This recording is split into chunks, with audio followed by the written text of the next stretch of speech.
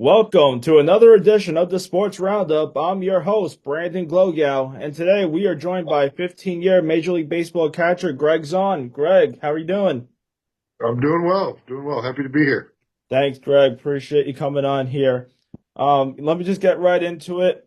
You were just 18 years old when you were drafted in the MLB draft by the Baltimore Orioles, and everyone always has a special story where they were, what they were doing when they got the call that you were drafted.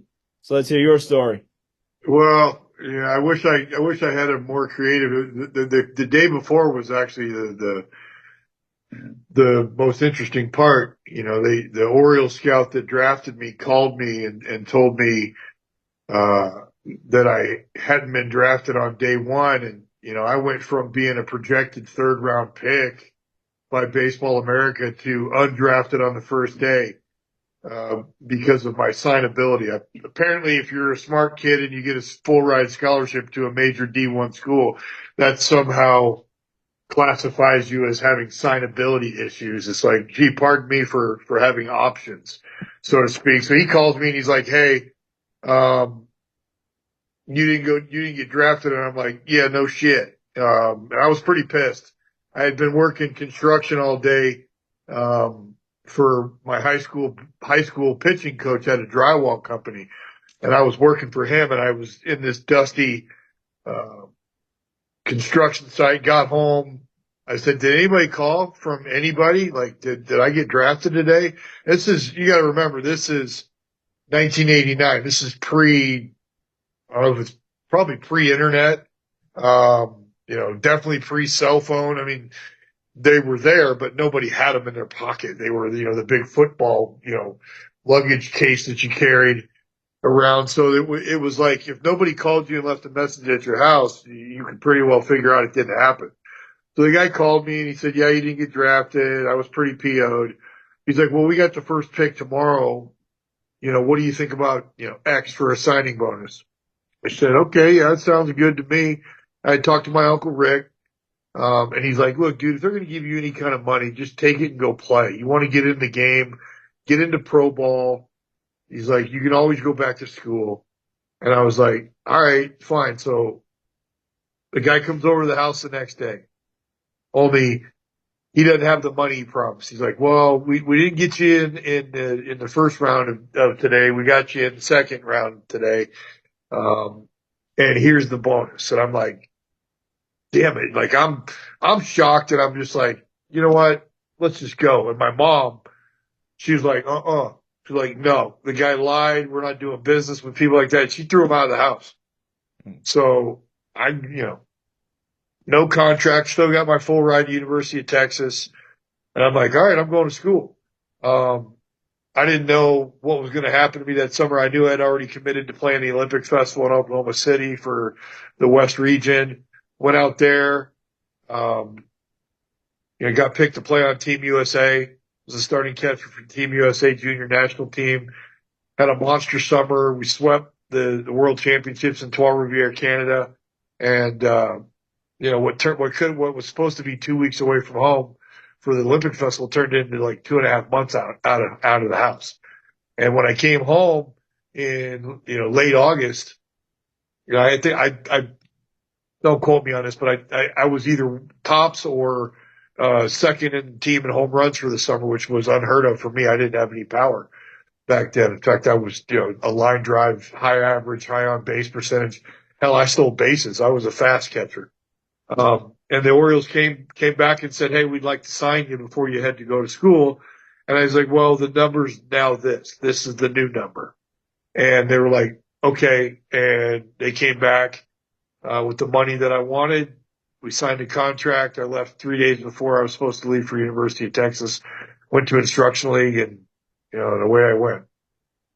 Yeah, I was going to ask, as a young kid at the time at 18, you have a lot of options where you could either go to school, try and build up your draft stock, but it seems like you answered it right there. Um, Yeah. so now you're drafted by the Baltimore Orioles. One thing that's different with baseball compared to basketball and football and some of the other sports, like you said, you have to always start off in the minor leagues.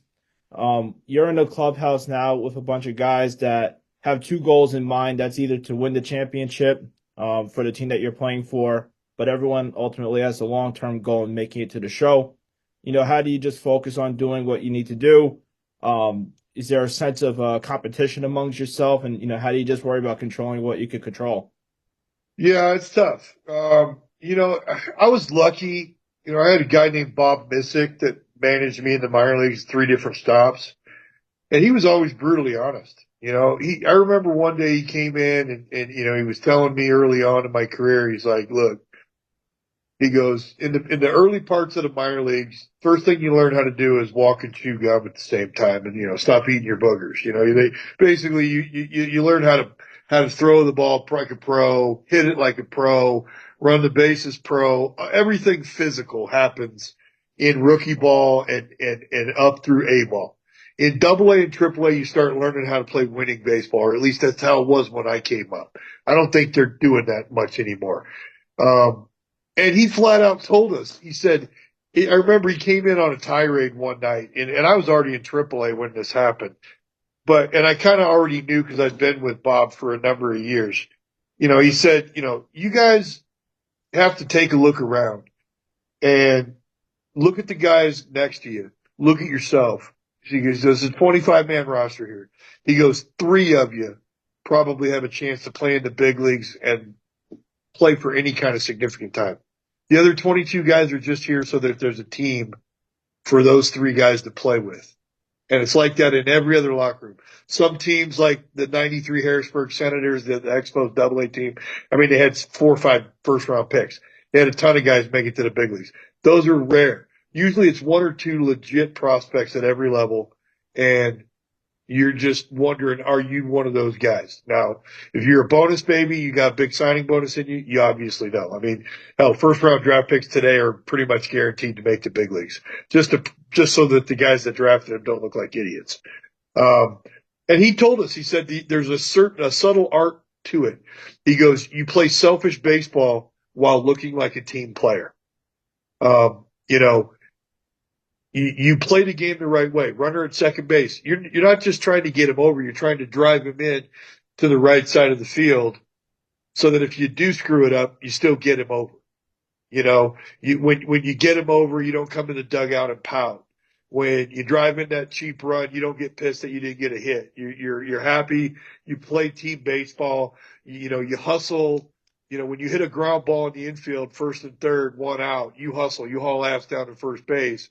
You're trying to get that rib. And if you're the guy at second base, you're definitely trying to break up that double play to get your boy the rib.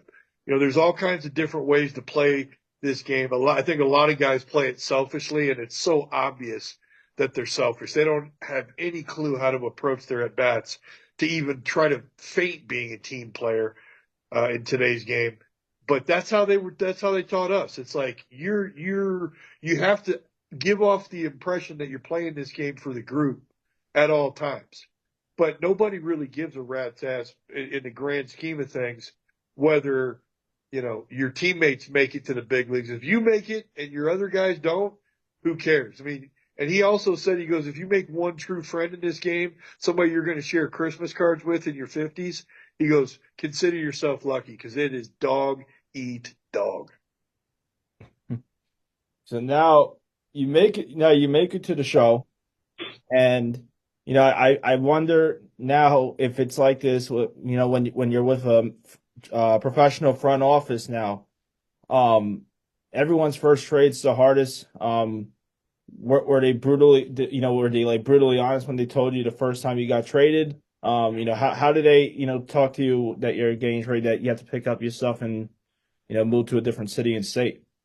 Well, I got sent down right before I got traded at the deadline. You wouldn't know it unless you did some real serious digging because I wasn't down long enough to burn the option. I made the club out of spring training in 96 and I wasn't down 20 days. I was down like a week and a half. And oh, by the way, I got traded to the Marlins. Well, guess whose AAA team was the first one I played?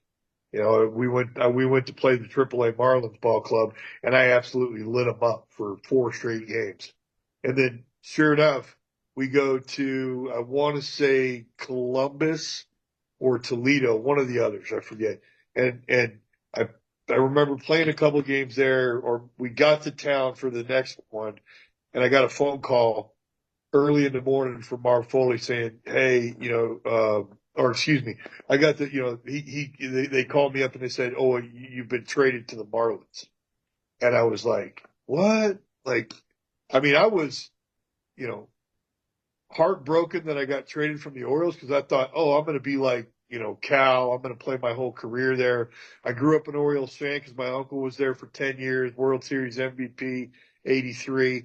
I was an Oriole through and through. And when they sent me down, they came up with some nonsense cockamamie story about how my concentration level wasn't uh, as good as it could be. It was like, what do you want me to do? You want me to? I'm playing once a week. I went out there and I balled out, and while Chris Hoyles was on the DL, and then as soon as he came back, he sat me on the bench for like 8 straight days, and it was, you know, heartbreaking, heart wrenching. And then the other thing that sucked about it big time was I go from a first place team, a team that's going to make the postseason, and I would have been called back up if not sooner. I would have been there for the playoff run. I get traded to a team that's in last place, and oh, by the way, their catcher, the first pick in the organization's history, and already a Gold Glover, and 6 months younger than me. So, Charles Johnson. So I was like, man, they just keep, you know, saying things to me, doing things to me. And I figured, when am I going to catch a break? Because, I tell people today the worst thing that ever happened to me was getting called up in 95. Worst thing. I was raking in AAA. And I was a defensive guy at that time, but I was hitting third and fifth in the lineup for AAA. Marv Foley was the manager.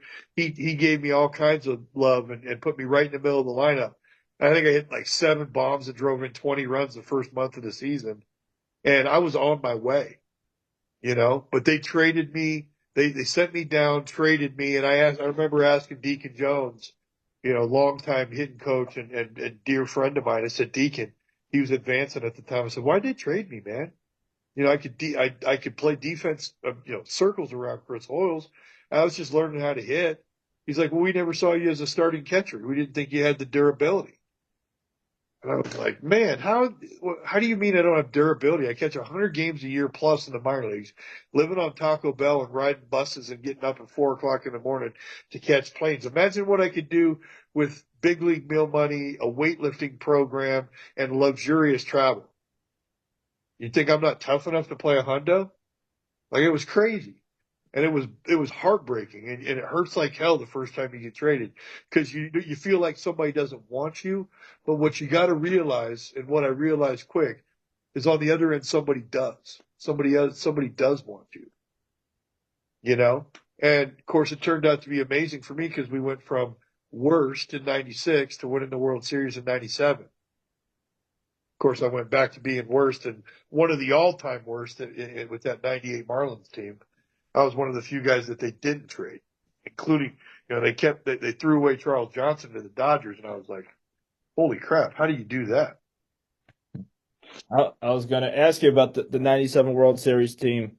So now, you're playing for the Florida Marlins, and what's that moment like? You're with all those guys from spring training all the way to the end of the year. So roughly about 8, 9 months throughout the year to be able to celebrate pop the champagne in the clubhouse like that, after all the grind that you guys go through.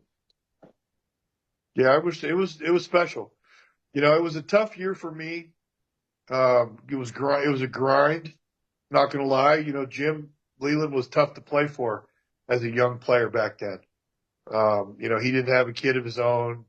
And Patrick ended up being a professional ball player as well.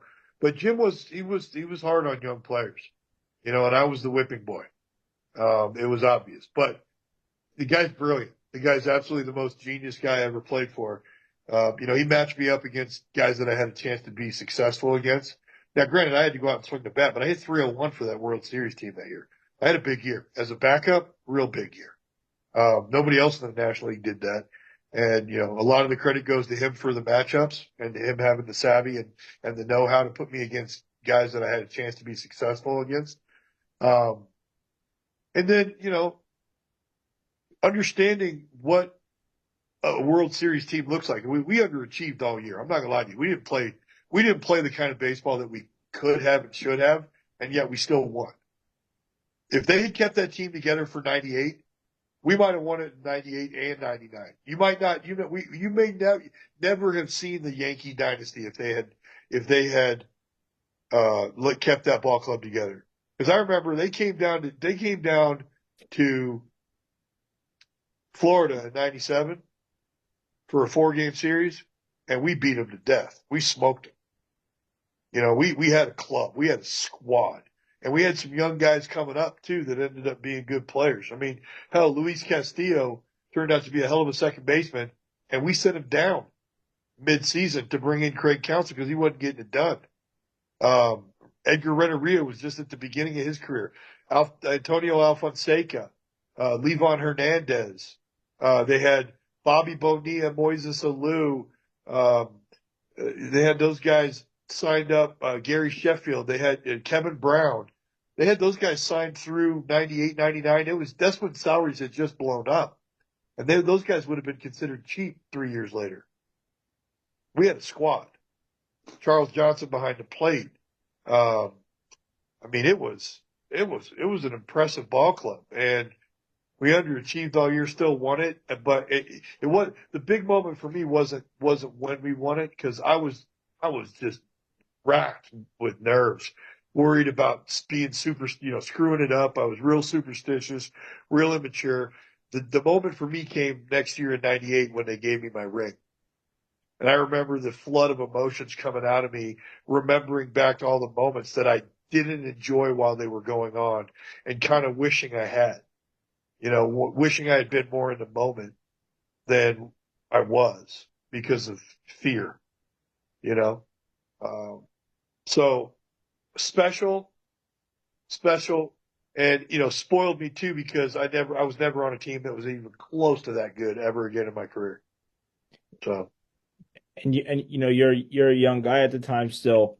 You said some pretty big names before. What's it like? Did you have were any of those guys mentors to you that you looked up to that you could talk to in the clubhouse before a game? All of them. All of them. They were amazing guys. Like Bobby Bowe and Sheffield got bad raps for being, you know, odd dudes or bad dudes. They were the best teammates I ever had. Bobby Bowe, I could pick up the phone and call Bobby Bowe right now, and he'd be like, "What's up, Z man?" Like these dudes were so on it. I mean, they were old school. Don't get me wrong. Like if I stepped out of line or said something stupid, or any of the other young guys did, they let you know, and they put you in check. But that's how it was done, and that's how it should be done. And I learned a ton from those guys on how to be big league ball players, how to conduct myself. I mean, I learned how to live like a big leaguer, and I watched those guys travel. I watched them dress. I watched the way they interacted with people, the way they talked to me. I was better at the media than they were because they clearly didn't want to be a part of it, but I knew I wasn't a star player. So I had to have those guys on my side. But nonetheless, I learned from Jim Leland and from that group of players, the Sheffields, the Alous, the Bobby Bows, the Darren Daltons at the deadline. Um, you name it. Those guys, the Al Leiters, Kevin Brown's, like, holy crap. What an education. I mean, those years right there in Florida set me up and made it possible for me to play 16 years. Because without those years, if I had just like skipped over all of that up and down and all that toughness and all that love, there's no way I would have made it through 16 years in the big leagues, especially given the injury toll that I took at the end of my career. But it was the best experience ever. You talked about how the first trade was always the toughest. 16-year career. You did go through bounce around the league from team to team, sometimes in the middle of the season also. How, especially you as a catcher, the catcher's really the quarterback of the field. You're pretty much controlling the pitchers, what they're going to throw. You could see the whole field from your angle. So one, how long did it take you to acclimate yourself into a new clubhouse, new city, new state? And how long did it take you to really adjust to each pitcher and get to know them all? Not much time. by the time the trade started happening, I mean, I was end up being, here or there a couple of years. I already knew about the pitchers that were on the other team because I had to hit against them. I had scouting reports on everybody, and I'm a student of the game. I watch baseball, and I tend to be a little bit photographic when it comes to remembering uh, pitch sequences, guys' hitting stances, what a guy's best pitch is, what he likes to go to. I mean, these are all things that I could, figure out all by myself. I didn't need a stat sheet to tell me. I just watched the games. And I watched a lot of baseball even when I wasn't playing. So for me, I would go in and I would tell them, look, this is what I saw from the other side of the field. Tell me how you see it. Quick conversation. As soon as I got to a ball club, if I wasn't in the lineup, the one thing I wanted to do was get to the bullpen, catch everybody in the bullpen so that if they came into a ball game, I wasn't cold. I wasn't catching them for the first time in a game with our hair on fire. The starter, that's no big deal. You give me like 20 pitches in a bullpen. Let me see the action on the pitch. Let me see where he wants me to set up, and then I go to work. That's about being a pro. It's not that tough. But the bullpen guys, they're more specialized, and you want to know before there's a runner at third base whether this guy's slider bites, whether it bounces true or does it skip. Does it have late break? Is it a down slider? Is it a sweeper? All these things you want to know before you're in trouble. And I found all that out in the bullpen as much as I could. That's all about the games there. But some things that fans and everyone don't know behind the scenes is, players have families too. How hard was it, to just have to keep packing your bags and, just going different city to state. As a pro, you eventually get used to it, but how long did it take you to do something like that? Well, for me, it was okay. I didn't have kids while I was playing. I didn't have kids till my third wife, and I was out of the game, broadcasting by then. So I was pretty much stable. It's tough for the guys that have kids, especially after they're in school, because then, mama has to stay home and, be with the kids. And, if they're not going to school in the city that you play in, you're going to miss them. You're going to miss April, May, and part of June. You're going to miss 2.5 months of your kids' lives. But, they tend to make up for it. When summer comes around, usually the MO is, the wife and kids show up where in the city you're playing in. You know, the rarity when you see Major League Baseball players with teenage kids, that's a little bit of a different scenario. Most of the Major League players have young school age kids. When the kids get to be about 9 or 10, that usually signals the end of a playing career. Most guys don't usually play, past 35. So, most of them are having kids in their mid to late 20s. By the time they're 35, the kids are, in fourth, fifth grade. They're done playing. So it can be a little tough, but yeah, trust me, money, money makes it all easy. The teams take care of you when you have means like those MLB players do. They're living in nice homes, they're living in nice condos, driving nice cars. They can afford, to have people that pay people to move stuff for them. Hell, some of them even have assistants. It's not as hard as you would think. Um, there are places that are way better at acclimatizing their players to the situation than others. But yeah, if somebody ever said it was tough, I'd just call them a crybaby because it's when you got that kind of money, it's not that hard. You you talked about how your time with Florida really was a big impact while you were in the big leagues for about 16 years. And then towards the end of your career, you did get an injury. Um, when it was time, what made you decide that it was time to retire? How tough was it? How hard was it to take that jersey off for the final time? For me, it wasn't hard at all. It was my decision, and it was the only decision in my pro career that was 100% mine. Um, I had become pretty irritable. Uh, I spent a lot of time in the training room the last 6 years of my career. I was hurt a lot. It was accumulation of a lot of injuries. My arm was always sore. I'd had some pretty significant leg injuries, a broken neck. It was hard for me to get out there and play. If truth be told, if I knew then what I know now, I would have just taken a year off.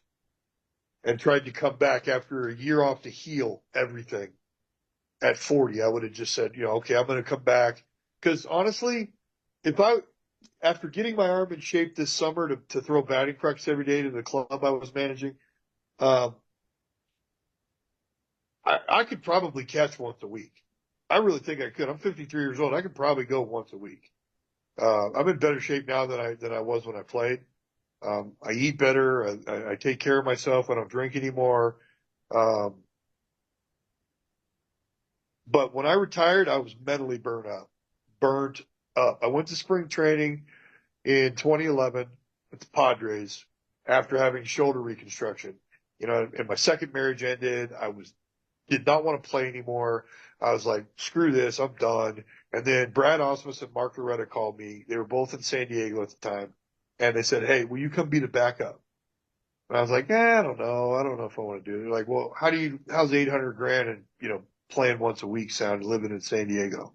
I was like, well, my mom would love that. She could come down and see me play all the time. But I never played in California. So I went and I got there and I knew right away the pitching staff was going to be horrible. And I was like, nope, I'm not doing this. This is not what I want to do anymore. Um, I was just didn't want to deal with pitchers anymore, bad pitchers. And I knew they weren't going to win. So I was like, no, I'm done.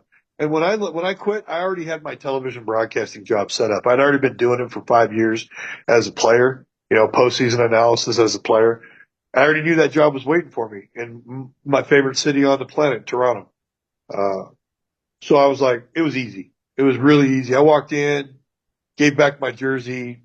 They're like, you want your stuff? I'm like, send it, don't send it. I don't care. I took my mitts with me, got in the car.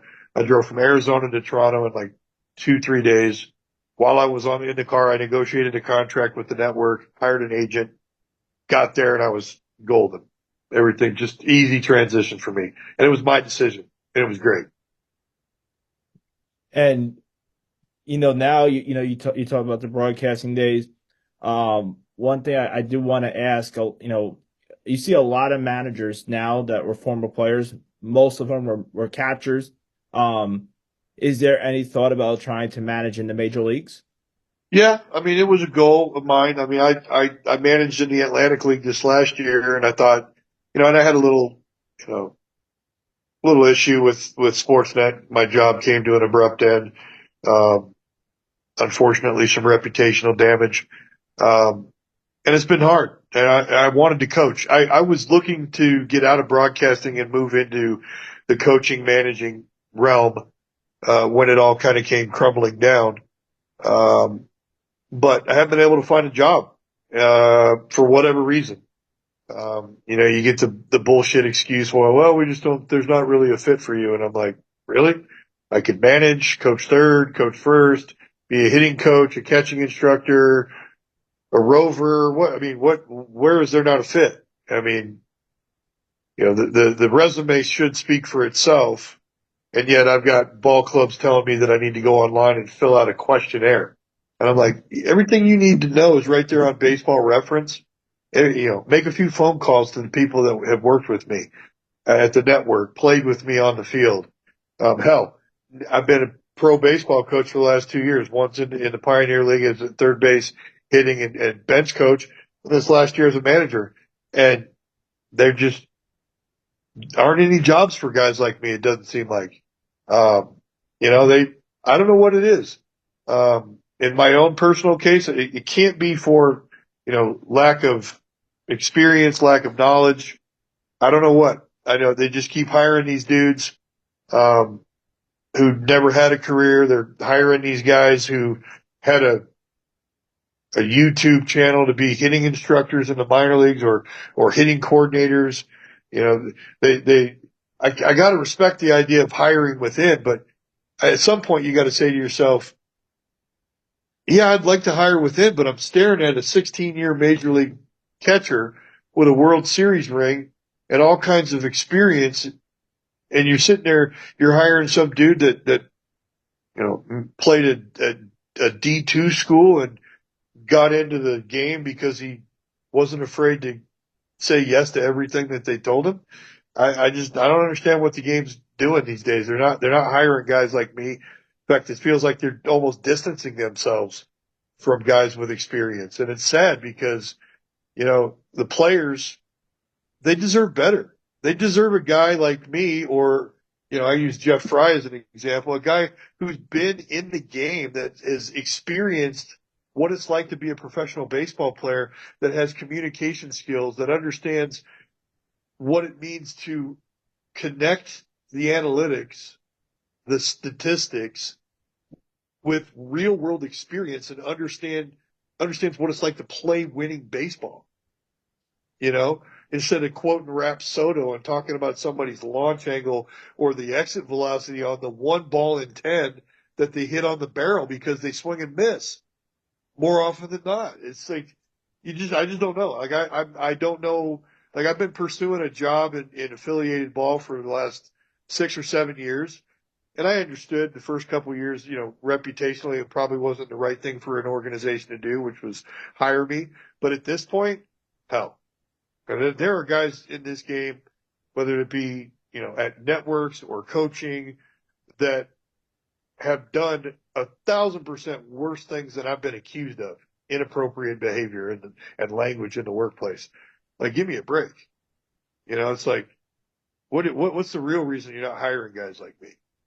Is it because you're worried about what I'm going to say in a meeting, that I'm going to contradict you because you never played and you think you know what you're talking about, but all you know is what the computer program spit out at you? It's hard for me to understand. At the end of the day, I know I want to teach. I know I want to impart wisdom. I know I want to give back to the game. So maybe my path is, something different, but I've tried. I've tried to be out there and put myself out there and be available, but ain't nobody hiring me. If and when the time does come, whether it's in the minor leagues, if you do get a chance in the pros, you talked about analytics, but how you also want to connect real life, real life experience.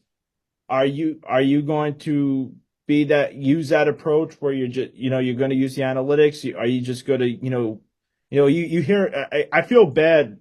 I'm a baseball fan, and I feel bad. You watch the games and you hear the broadcasters talking. You know the manager brings in the wrong pitcher in the bullpen in this situation, or maybe he should have stayed in, take him out. Um, but it seems like at the end of the day, they're going based off the analytics. And then on top of that, the analytics could be wrong, but the manager is the one that's going to look bad because he's the one that did it. So Well, I just wanted your take on that. well, look, going strictly by the analytics is idiot. It's idiotic. Um, you're not going to win baseball like that. I mean, I look at it this way: when a guy's throwing 100 miles an hour, you got to be pretty stinking crazy to be sitting on a breaking ball. But when the stats tell you that he's going to throw you a breaking ball in this situation 70% of the time, you'd be an idiot not to look for it. But here's the problem with the nerds: they can't teach you how to hit a curveball, and they can't explain to you what's going on in that pitcher's mind that causes him to throw nothing but breaking balls when his hair's on fire, i.e., a Carlos Marmol, a Jabba Chamberlain, a Dylan Betances, or in Fernando Rodney's case, he could hit triple digits, but when he absolutely had to throw a strike or get it out, he went to the changeup. And you're sitting there trying to explain to a guy, oh, you need to be sitting on this pitch. Okay, why? What's going through this pitcher's mind? Why is he doing this? Well, because he can't throw a friggin' fastball for a strike. And they never made him because a guy like Jabba Chamberlain or Betances or Rodney, or even going back to when I was playing, a guy like Brandon League, who came up through the Blue Jays organization. None of the organizations had the patience to leave them in the minor leagues long enough to learn how to throw a fastball for a strike, because they didn't even have to be fine with their fastball. They were throwing, like in the case of Brandon Lee, he's throwing 99 to 100 with a little run, and he's out athleting everybody in the game at that level. But as an organization, you got to say, all right, we're going to let him dominate, but we're going to properly evaluate the quality of his fastball command, you know? And they don't do that. So what do? I mean, the Yankee organization, they're in love with the slider. They love sliders. So you sit there and you watch them ruin these guys. You know, they did the same thing with Gary Sanchez. Gary Sanchez, if that dude had just learned how to catch first, he'd still be in the big leagues as an all-star. Because, all right, I'm getting off track. I'll go back to Gary in a minute. But the point is, a guy like me can sit there and say, I can take the numbers and I can go, okay, cool. This is what you should be doing. This is what your approach should be. All right. This is why you should be looking for a ball in this particular part of the zone because we need you to hit the ball over here, or we need you to hit the ball in the air, or we need to hit the ball on the ground. The nerds don't know. They can't tell you. They can say, well, the launch angle for a home run is this, and he's going to do this 70% of the time, but they can't connect the dots. They can tell you all kinds of stuff, but they can't tell you how to do it and why. Plain and simple. And that's where a guy like me, who has some intellect, has some ability to communicate, can say to these guys, here I can draw a parallel between what you're going through right now and what I went through with this guy, with this guy, with this guy. On both sides of the ball, for Christ's sake. Like, I caught a guy that did this. I hit against a guy that did that. What's that D2 guy that never strapped on a pro jock going to tell these guys? Nothing. Not a damn thing. And I'm not saying that you have to play pro ball to be effective. Carlos Tosca never played pro ball, and he was one of my favorite managers. Gave me a chance to play. He was a smart guy, but he also had to pay a lot of dues in the minor leagues. And I'm not saying don't hire those dudes, but don't surround your players with them. You gotta find a guy like me, a Jeff Fry, or my pitching coach this summer, a guy like Arthur Rhodes, 20 years in the show, left-handed specialist out of the bullpen, multiple World Series rings, can't find a job in affiliated ball. So yeah, when and if I get an opportunity, I want to be that hybrid guy. I want to be that guy that's able to liaise between the guys that, in my opinion, should be in a cubicle outside the corner office, not in the corner office.